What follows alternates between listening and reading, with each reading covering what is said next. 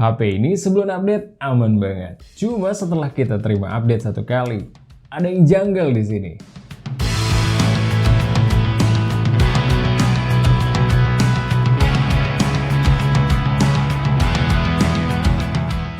Hai Smart Buyer, gue Rizky. Kali ini kita akan full review untuk Realme 9 Pro 5G. Kira-kira plus minus dari handphone ini apa aja? Let's check this out.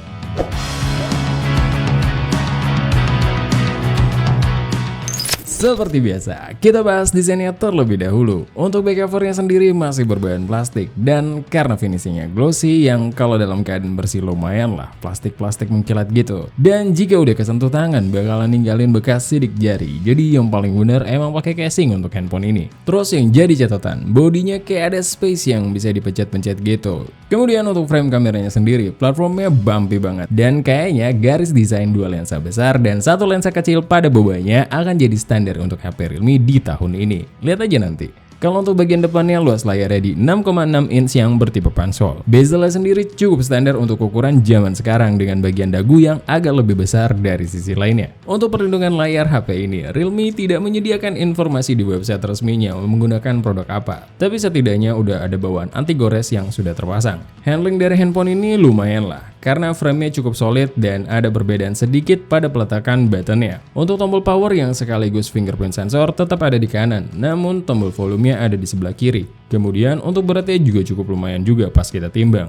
Terus untuk kelengkapan lainnya, handphone ini masih membawa audio jack 3,5 mm, mikrofon, port USB Type-C, terus untuk slot SIM tray-nya sayangnya masih bertipe hybrid.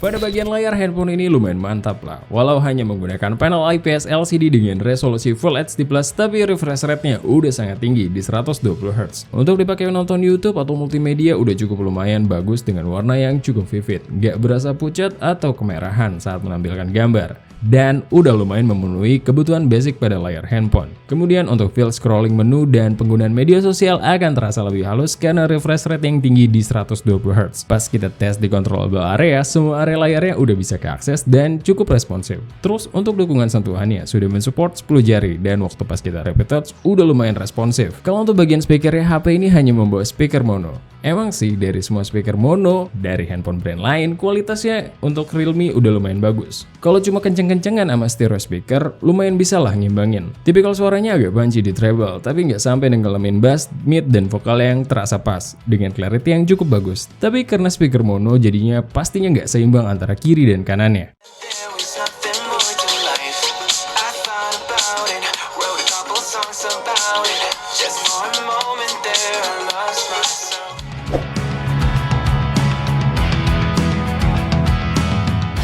Saat penggunaan handphone ini kita mendapatkan update sekali, dan update terbanyak ada di sisi kamera yang nanti kita akan bahas di bagian kameranya. Untuk kelengkapan sensornya di sini udah lumayan karena sudah dilengkapi gyro hardware dan handphone ini sudah dilengkapi NFC juga. Untuk fitur biometriknya udah lengkap karena udah dilengkapi face unlock dan fingerprint sensor yang bertipe side mounted. Yang keduanya cukup akurat dan lumayan responsif. Kalau untuk penangkapan jaringan sinyal di handphone ini untuk Indosat kenceng banget dan stabil. Ini juga sesuai waktu pas kita speed test karena hasil speed testnya kenceng banget, baik dari speed download ataupun uploadnya. Kalau untuk penangkapan jaringan sinyal wifi-nya bisa dibilang cukup stabil dan lumayan jauh jangkauannya, karena kita ngetesnya dengan SSID yang jaraknya 12 meter dari tempat biasa kita ngetek gambar, dan HP ini bisa nahan barnya penuh sesekali aja turunnya. Saat kita lakukan speed test, baik dari speed download ataupun uploadnya, udah cukup maksimal dari HP-HP yang udah pernah kita speed test di sini. Kalau untuk kecepatan storage-nya, HP ini dilengkapi UFS 2.1 dan untuk hasil skor sintetiknya bisa dapat di 18 ribuan.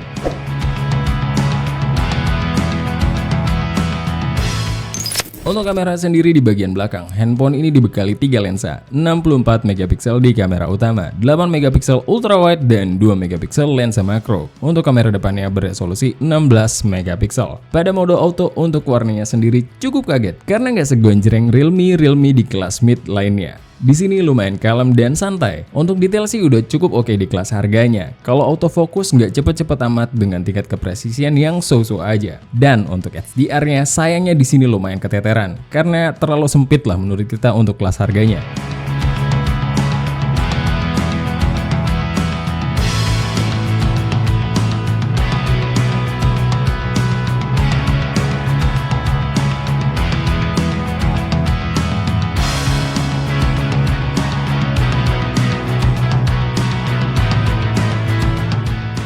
Pada mode portraitnya sendiri secara warna tidak ada perbedaan dari mode autonya. Terus bokeh yang dihasilkan cukup dalam dan lumayan rapi. Cuma kadang sesekali kita miss kalau ambil objeknya kecepatan.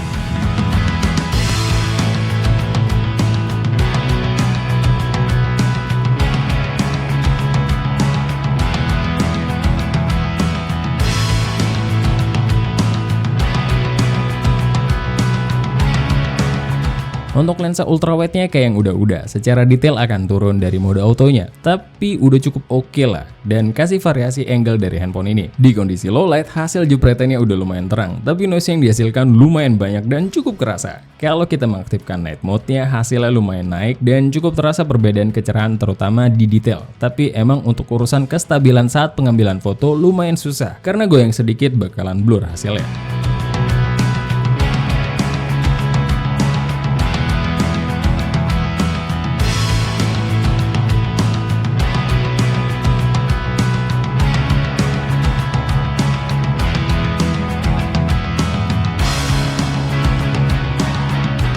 Untuk kamera selfie-nya warnanya lumayan natural dengan detail yang cukup bagus dan kita lumayan suka. Tapi kalau di portrait mode-nya bokehnya lumayan berantakan dan kerasa kurang rapi. Pindah ke perekaman kamera belakangnya, HP ini hanya bisa merekam di 1080p 30fps. Terus sudah dilengkapi IIS juga. Nah, update software-nya terjadi di sini. Jadi sebelum update mode IIS itu nggak muncul dan IIS-nya baru muncul saat kita update software. Kalau tanpa IIS sebenarnya masih cukup oke dengan tone warna yang cukup bagus dan masih nggak terlalu jauh dari mode fotonya. Detailnya lumayan dengan HDR yang sempit sih. Autofocusnya juga cukup lola, pastinya kurang stabil.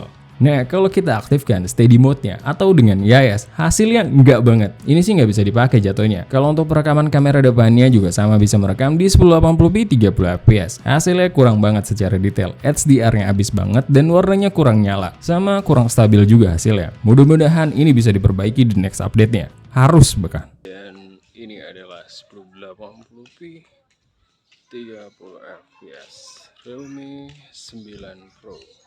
Kalian bisa lihat hasilnya sendiri.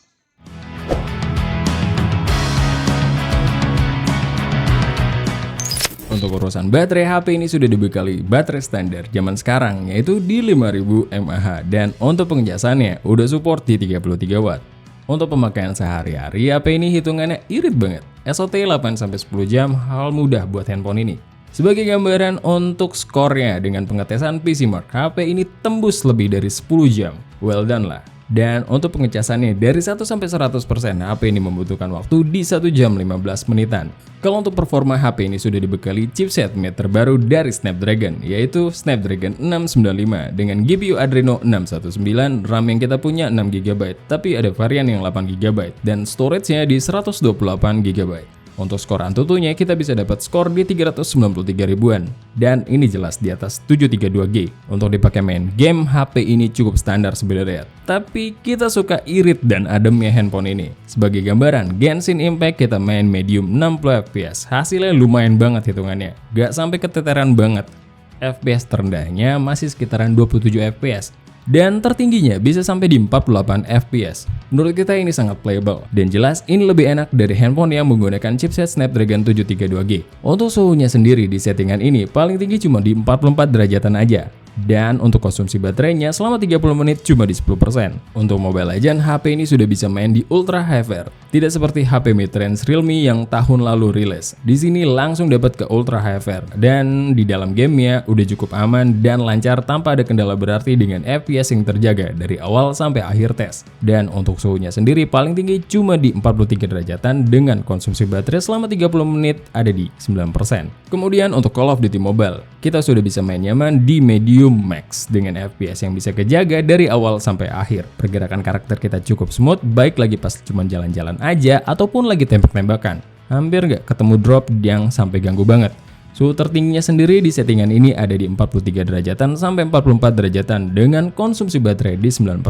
Dan terakhir, untuk PUBG Mobile, sayangnya kita cuma bisa main di balance ultra aja, jadi smooth ekstrimnya belum ke-unlock di sini. Terus untuk experience di dalam gamenya, hasilnya HP ini sanggup banget maintain FPS-nya rata dan gak ada drop. Pergerakan karakternya juga cukup luas, walau kita cuma mentok di 40 FPS. Suhu tertingginya kita mainin cuma di 41 derajatan dengan konsumsi baterai selama 30 menit cuma di 8%. Kalau kalian lagi ngincer handphone ini untuk kalian beli, dengerin dulu ya pendapat kita sampai habis. Jujur aja, untuk harga SRP-nya kita kurang tertarik sih beli handphone ini. Tapi untuk yang 6/128GB dan flash sale yang bisa sampai di 3,4 juta, cukup bisa dipertimbangkan dengan catatan yang mendasar. Sampai saat video ini kita ambil, kalian harus bersabar dengan kualitas perekaman videonya saat mode IAS diaktifkan, yang hasilnya hancur banget dan gak bisa digunakan. Entah kita aja yang ngerasain atau ini dirasakan secara global. Tapi jujur buat kita ini fatal. Sorry to say, ini blunder parah yang harus segera dibenahi oleh Realme. Kalau untuk hasil foto kita cenderung oke dan aman, walau nggak sampai wah banget ya. Yang jadi nilai plus kalau buat kita pribadi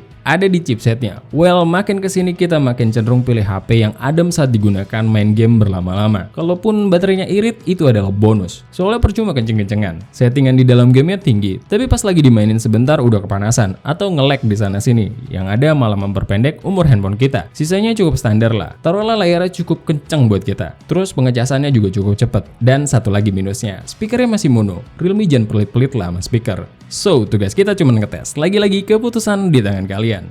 Thank you for watching. Sebelum pamit, ingat, research before you buy and be smart buyer. See ya!